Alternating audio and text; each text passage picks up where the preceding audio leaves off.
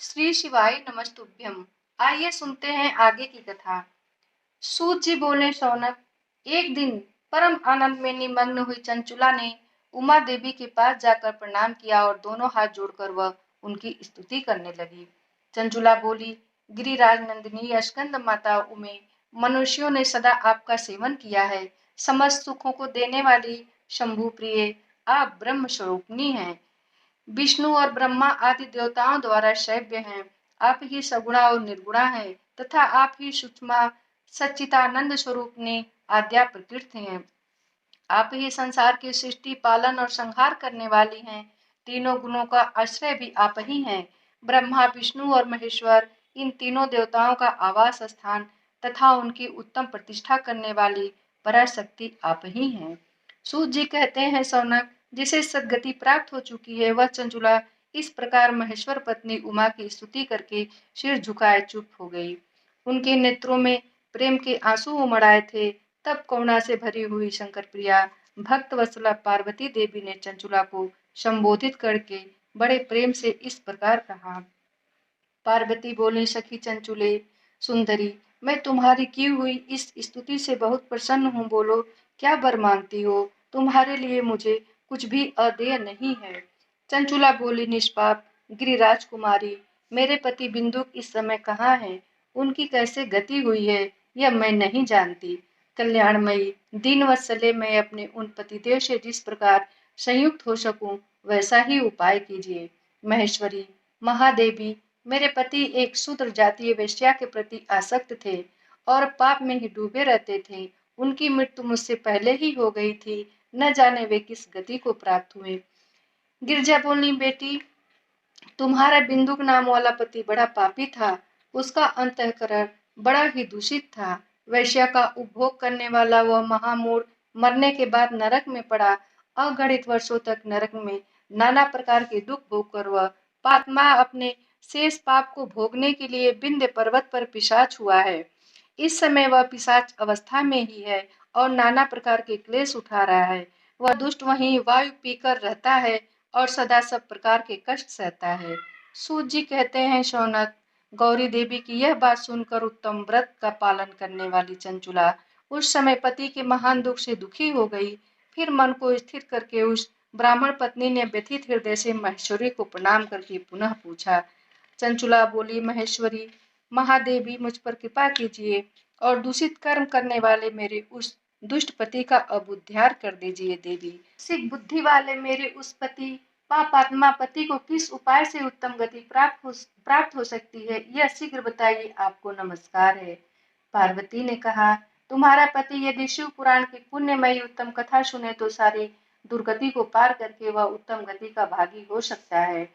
अमृत के समान मधुर अक्षरों से युक्त गौरा देवी वचन आदर पूर्वक सुनकर चंचुला ने हाथ जोड़कर मस्तक झुकाकर उन्हें बारंबार प्रणाम किया और अपने पति के समस्त पापों की शुद्धि के तथा उत्तम गति की प्राप्ति के लिए पार्वती देवी से यह प्रार्थना की, मेरे पति को शिव पुराण सुनाने की व्यवस्था होनी चाहिए। उस ब्राह्मण पत्नी के बारंबार प्रार्थना करने पर शिव प्रिया गौरी देवी को बड़ी दया आई। उन भक्त वत्सला महेश्वरी गिरिराज कुमारी ने भगवान शिव की उत्तम कीर्ति का गान करने वाले गंधर्वराज तुम्बुरु को बुलाकर उनसे प्रसन्नता पूर्वक इस प्रकार कहा, तुम्बुरु, तुम्हारी भगवान शिव में प्रीति है। तुम मेरे मन की बातों को जानकर मेरे अभिष्ट कार्यों को सिद्ध करने वाले हो। इसलिए मैं तुमसे एक बात कहती हूँ, तुम्हारा कल्याण हो। तुम मेरी इस सखी के साथ शीघ्र ही विंध्य पर्वत पर जाओ। वहां एक महाघोर और भयंकर पिशाच रहता है। उसका वृत्तांत तुम आरंभ से ही सुनो। मैं तुमसे प्रसन्नता पूर्वक सब कुछ बताती हूँ। पूर्व जन्म में वह पिशाच बिंदुक नामक ब्राह्मण था। मेरी इस सखी चंचुला का पति था, परंतु वह दुष्ट वैश्यागामी हो गया। स्नान, संध्या आदि नित्य कर्म छोड़कर अपवित्र रहने लगा। क्रोध के कारण उसकी बुद्धि पर मूर्छा छा गई थी। वह कर्तव्य अकर्तव्य का विवेक नहीं कर पाता था। अभक्षण, सज्जनों से द्वेष और दूषित वस्तुओं का दान लेना, यही उसका स्वाभाविक कर्म बन गया था। वह अस्त्र शस्त्र लेकर हिंसा करता, बाएं हाथ से खाता, दीनों को सताता और क्रूरतापूर्वक पराये घरों में आग लगा देता था। चांडालों से प्रेम करता और प्रतिदिन वैश्या के संपर्क में रहता था। बड़ा दुष्ट था वह पापी। अपनी पत्नी का परित्याग करके दुष्टों के संग में ही आनंद मनाता था। वह मृत्यु पर्यंत दुराचार में ही फंसा रहा। फिर अंतकाल आने पर उसकी मृत्यु हो गई।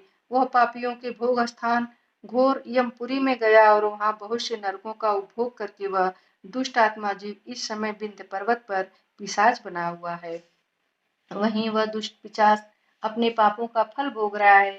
तुम उसके आगे यत्न पूर्वक शिव पुराण की उस दिव्य कथा का प्रवचन करो जो परम पुण्यमयी तथा समस्त पापों का नाश करने वाली है। शिव पुराण की कथा का श्रवण सबसे उत्कृष्ट पुण्य कर्म है। उससे उसका हृदय शीघ्र ही समस्त पापों से शुद्ध हो जाएगा और वह प्रेत योनि का परित्याग कर देगा।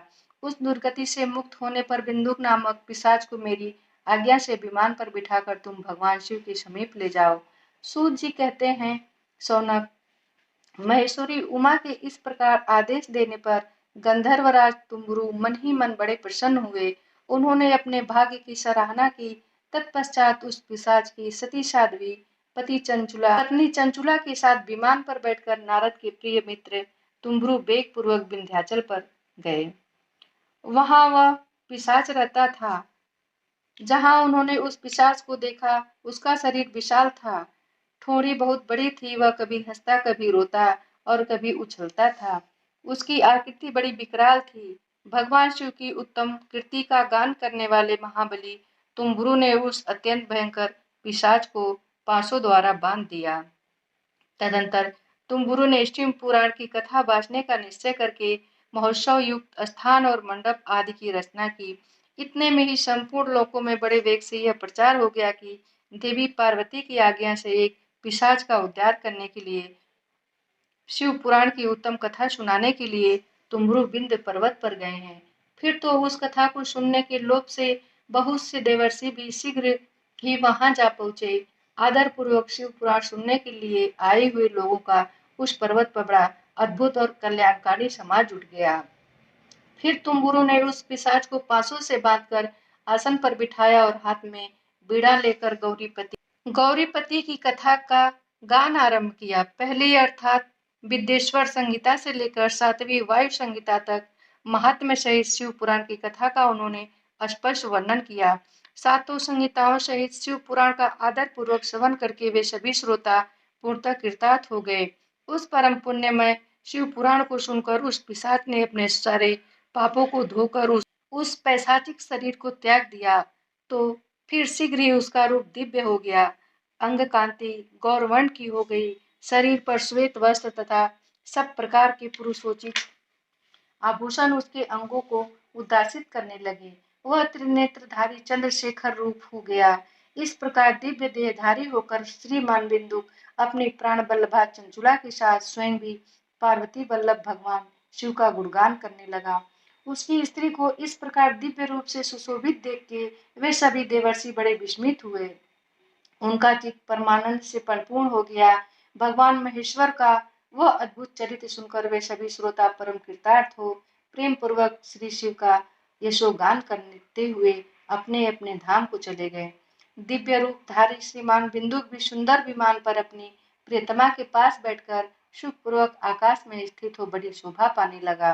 तदंतर महेश्वर के सुंदर एवं मनोहर गुणों का गान करता हुआ अपनी प्रियतमा तथा तुम्बुरु के साथ शीघ्र ही शिव धाम में जा पहुंचा। वहां भगवान महेश्वर तथा पार्वती देवी ने प्रसन्नता पूर्वक बिंदु का बड़ा सत्कार किया और उसे अपना पार्षद बना लिया। उसकी पत्नी चंचुला पार्वती जी की सखी हो गई। वह उस घनीभूत ज्योति स्वरूप परमानंद में सनातन धाम में अविचल निवास पाकर वे दोनों दंपति परम सुखी हुए। दोस्तों, आगे की कथा अगली वीडियो में। तब तक के लिए धन्यवाद।